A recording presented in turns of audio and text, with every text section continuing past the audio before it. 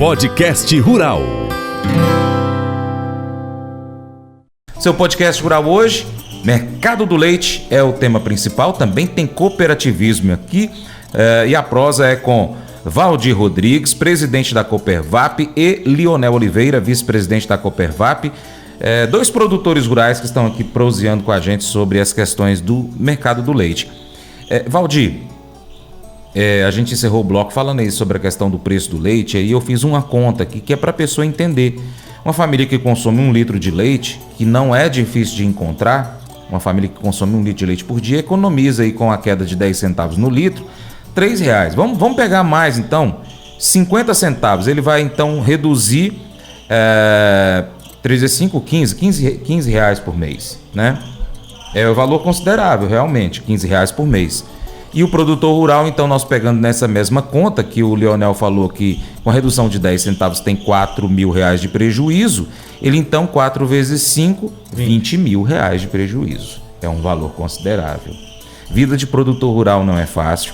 E aí, só para esclarecer um pouco para o nosso ouvinte aquilo que você trouxe. Nós temos o pequeno, o médio e o grande produtor rural, e o médio, nessas contas que a gente trouxe aqui, é o que mais é massacrado.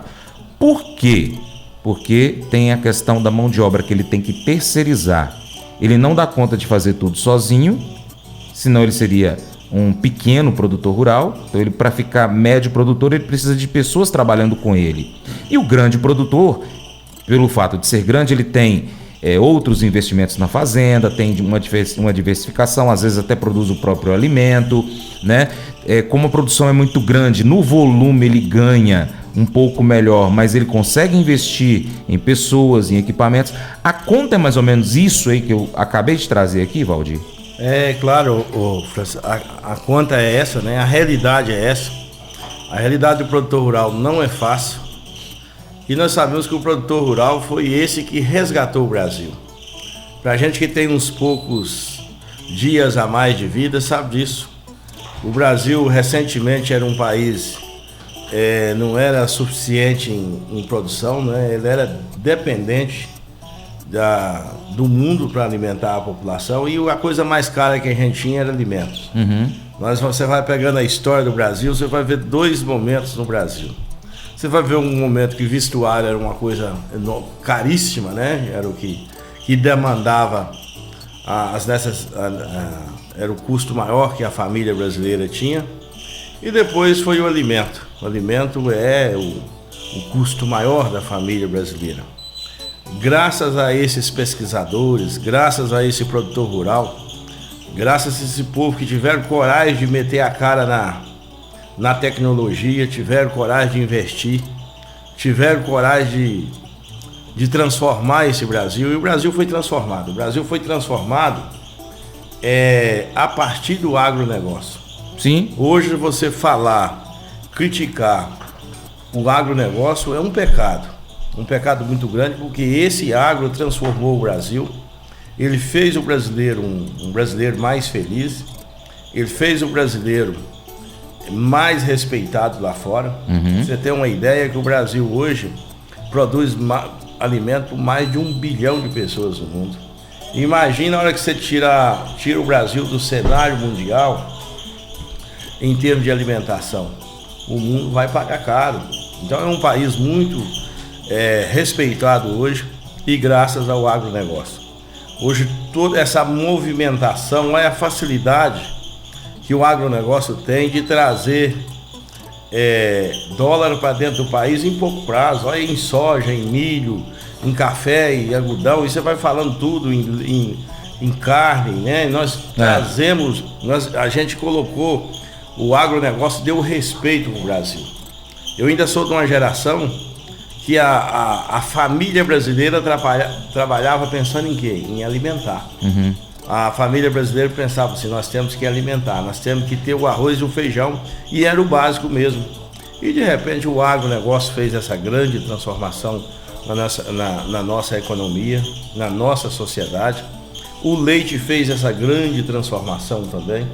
Quando você pega o leite, você pega um dos setores mais importantes da nossa economia. O leite é um que consegue produzir uma variedade de empregos num segmentos enorme. O leite faz isso. O leite é aquele que consegue colocar o alimento mais barato na mesa das pessoas menos favorecidas do Brasil. É o alimento mais barato. O leite é aquele que tem um papel faxina ambiental maior. Você tem uma base, praticamente o leite, ele faxina todos os subprodutos que existem. Você pega o caroço de algodão, que é um subproduto, o leite vai lá e faxina.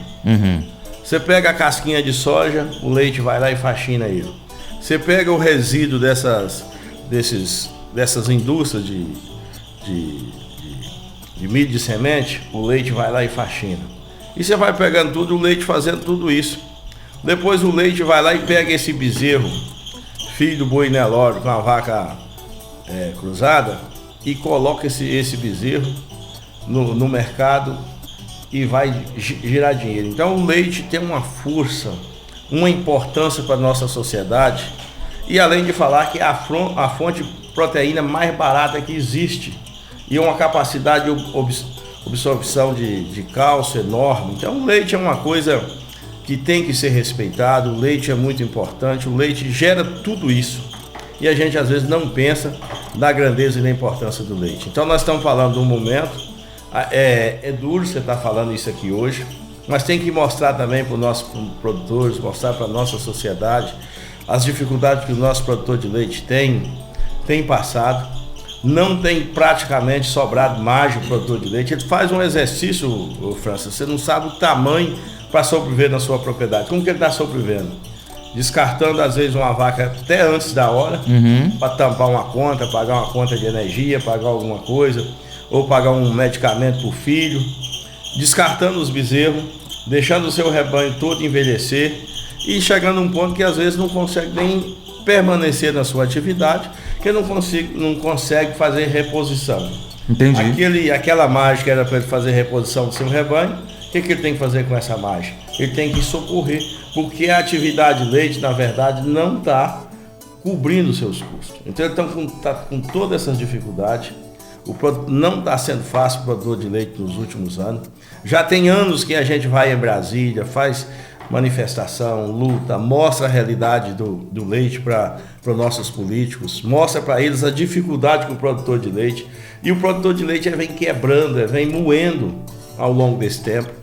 E uma grande dificuldade que nós estamos tendo agora, que antigamente quando o leite melhorava um pouquinho, voltava aquele monte de gente para o leite de novo. Esse pessoal do leite está apanhando muito, que quando sai não quer voltar. Então nós precisamos de salvar a cadeia. Hoje nós precisamos ter uma vontade política, precisamos ter um envolvimento político para a gente salvar a cadeia leite. A cadeia leite está sendo prejudicada tem muitos anos, ela está apanhando muitos anos. Então hoje, quando fala de leite, falando de agronegócio, a pessoa que levanta cedo, o juiz que levanta e vai para o tribunal trabalhar, julgar os processos, ele depende do produtor rural. O promotor também, que tem um papel importantíssimo na nossa sociedade também, ele depende do produtor rural. Aquele funcionário que está lá na mineradora, mas lá está o presente, o produtor rural. Esse produtor rural que está presente em toda a sociedade, ele tem que ser visto no Brasil de forma diferente. Ele tem que ser visto como um homem que teve coragem, determinação e transformou a sociedade brasileira. Transformou e deu respeito à sociedade. Porque a gente vem de uma sociedade que é deficiente em alimentação, ela é uma sociedade fraca. Então nós hoje temos uma sociedade forte, uma sociedade que deveria respeitada mundialmente, e às vezes não dá essa qualificação aqui, não tem esse reconhecimento aqui. Nós precisamos começar a reconhecer. E nós estamos aqui implorando que o produtor rural, sobretudo o produtor de leite, tem que ser bem visto. Tem que mudar a forma de ver esse homem que levanta 3 horas da manhã, 4 horas da manhã, para poder fazer a diferença nesse país nosso. O Carlos, ele é ouvinte aqui, assíduo do Paracatu Rural, independente de onde ele estiver, ele é médico veterinário e viaja para tudo quanto é lugar, inclusive fora do Brasil. Vez ou outra ele diz, estou em tal país. Legal, aí ele mandou uma mensagem aqui que corrobora com o que você está falando. Bom dia, França, você sabe que eu viajo o mundo todo a trabalho. Eu afirmo, o Brasil é respeitadíssimo no mundo inteiro no quesito produção de alimentos, mas é motivo de chacota pela forma como é administrado esse país. Neucimar mandou uma mensagem aqui também, está acompanhando a gente lá na região do Entre Ribeiros, falou assim, bom dia. Quando fala de um déficit de R$4.000, viu, Leonel? Não é do salário do produtor, né? Quer dizer, não é individualmente esse valor aí. Ele é uma redução no valor total do mês. Isso seria trato do animal, salário de funcionário, conta de energia da ordenha, a água que às vezes também é paga. Às vezes as pessoas que não entendem muito da área pensam que ele perde R$4.000 e ele tem um lucro de 10 mil. E não é bem assim, né? R$4.000 na nossa receita individual, ela faz diferença para mais e para menos, mas no caso de uma fazenda, ela influencia um monte de outras coisas que o produtor rural trabalha aí com a economia de centavos para poder depois lá na frente conseguir sobreviver, que é o que o Valdir também falou aqui agora. É isso aí, foi muito bem observado, né, essa questão aí, que quando a gente faz uma conta, vamos dizer assim, grosseira aqui, né, conta de improviso, né, mas é toda uma estrutura, você mexe na estrutura da propriedade no todo, né, você não é ali no resultado final do produtor, você mexe na estrutura no todo e assim, é uma conta grosseira, talvez ela fique um pouco maior, né? Que quando a gente fala assim, você tira de fato daquela propriedade mais ou menos esse valor aí, mas assim, quando você for apurar mesmo, dá muito mais. Dá, com certeza, e aí prejudica toda aquela produção, aquela fazenda, com a possibilidade de ele querer vender uma vaca, como o Valdir falou aqui, abater antes da hora, vender uma parte da fazenda, vender equipamentos, aí virar e falar assim, olha, não vai dar mais para sobreviver. Vou vender minha fazenda, vou ver se eu compro uma casinha lá na cidade, fazer o meu cadastro lá para poder o governo me pagar. Até uma observação que a gente precisa de fazer, né? A gente tem notado que, e a gente não vem aqui para aterrorizar ninguém, né? Para colocar só dificuldades, né? Mas a gente tem notado que não tem entrado novos produtores no ramo, principalmente na produção de leite. E vem assim, o pessoal vem rodando, sabe? Às vezes um filho ali que já está junto com o pai e tudo, mas aquele profissional autônomo aqui, o profissional liberal que tem, fala, eu vou comprar uma fazendinha, vou produzir um leite e tudo, isso acabou. Né? A gente tá vendo assim que é um produto que aos poucos ele está caminhando para o fim. Entendi. Né? Da forma que está sendo feita, porque não é motivante hora nenhuma você ir para o negócio. Né? E as pessoas querem progredir. Sim. E quando você vê, às vezes a gente vem aqui sempre falando das dificuldades do leite, mas não é terrorismo, não é querer que as pessoas não investem no negócio, que a gente quer que as pessoas entrem, mas que entrem também para ganhar dinheiro, para poder dar conforto para a família, né? E a gente não está vendo isso há um longo tempo, né? A produção de leite, toda a vida ela foi massacrada, né? Nós não vamos falar do governo atual, do anterior, não, ela vem de anos e anos tratada de uma forma desrespeitosa. Né? E aonde você vê que praticamente quase tudo que você coloca na sua mesa, ou tudo que você coloca na sua mesa no café da manhã, tem leite. Né? E assim, não é um produto respeitado. Talvez aquela pessoa que está tomando café ali nem imagina como que é feita uma produção para aquilo chegar ali, para aquele biscoito chegar ali naquela mesa. Entendi. Né? E vem...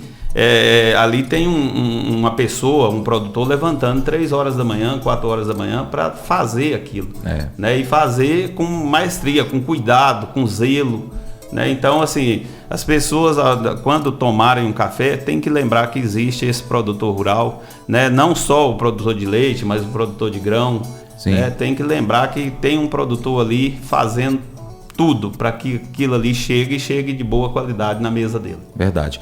A gente precisa entender o seguinte, quando um empresário pensa assim, eu vou abrir uma nova loja, ele simplesmente está comprando uma mercadoria pondo pessoas para trabalhar ali junto com ele, vendendo e lucrando. Basicamente é isso, o comércio. Agora, quando um comerciante vira e fala assim, eu vou comprar uma fazenda, ele vai comprar uma fazenda, vai colocar pessoas para trabalhar ali, como ele colocaria, por exemplo, na loja dele, inclusive pagando até salário muito melhor, que quem trabalha na fazenda recebe um valor bem mais alto que quem trabalha na cidade, só que ele vai produzir alimento, ou seja, quase que do zero ele vai gerar renda para ele e quase que do zero ele vai gerar outros produtos que vão beneficiar outras pessoas. E quando a gente pensa assim, um país que produz alimento, ele tem uma importância porque um dos principais pontos que acontecem guerras é falta de alimento. Exatamente. É falta de alimento. Então, quer dizer, para o nosso ouvinte entender, que às vezes tem muito ouvinte que fala assim, vocês estão falando balela, e não é.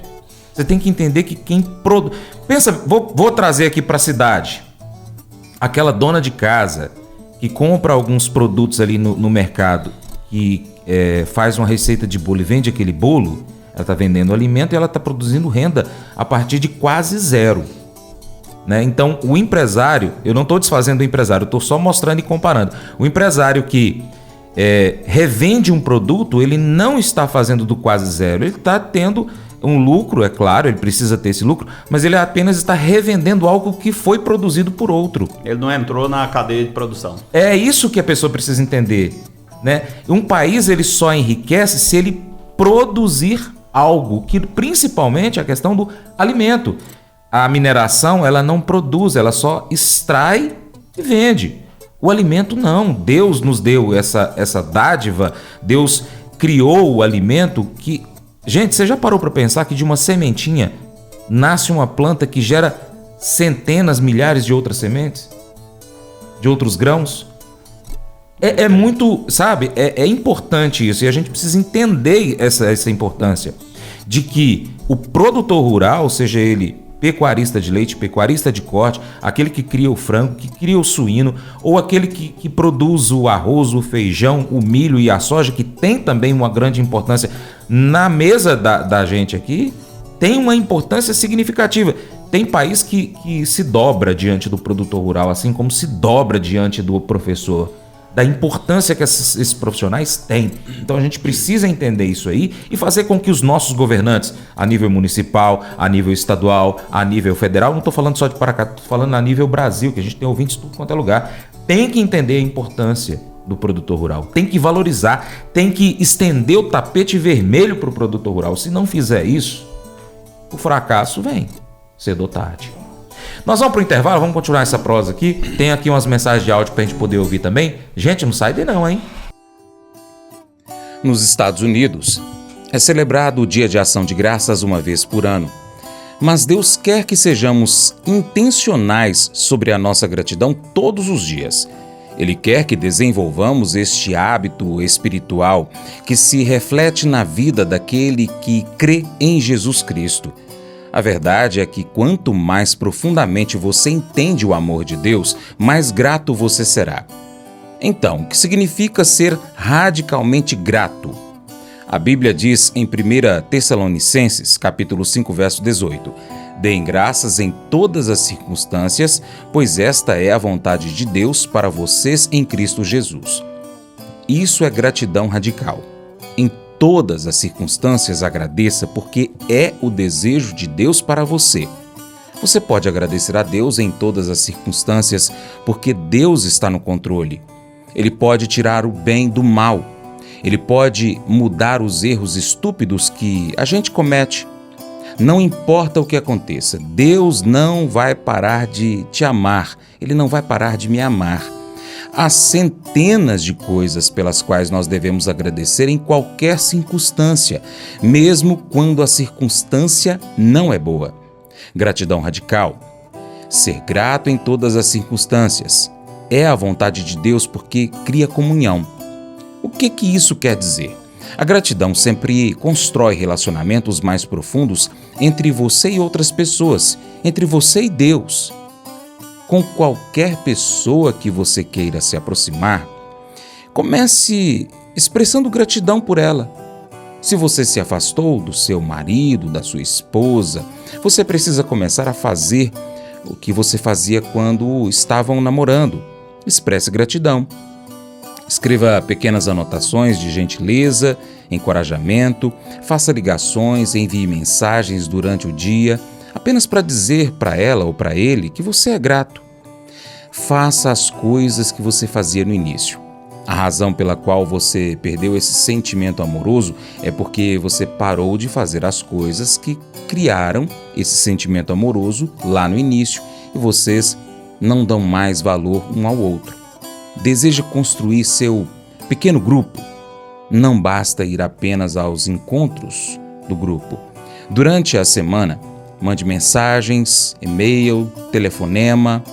Diga, sou grato por você e aqui está o porquê.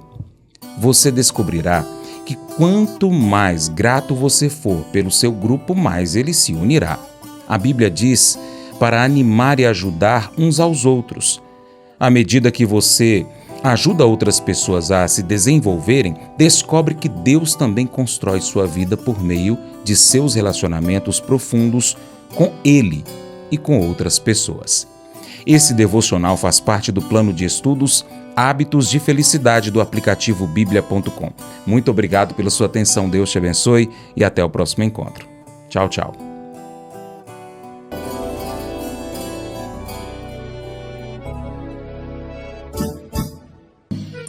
Acordo de manhã para prosear no mundo do campo, as notícias escutar. Vem com a gente em toda a região com o seu programa Paracatu Rural. Tem notícias, informação e o mais importante, sua participação. Programa Paracatu Rural. Programa Paracatu Rural.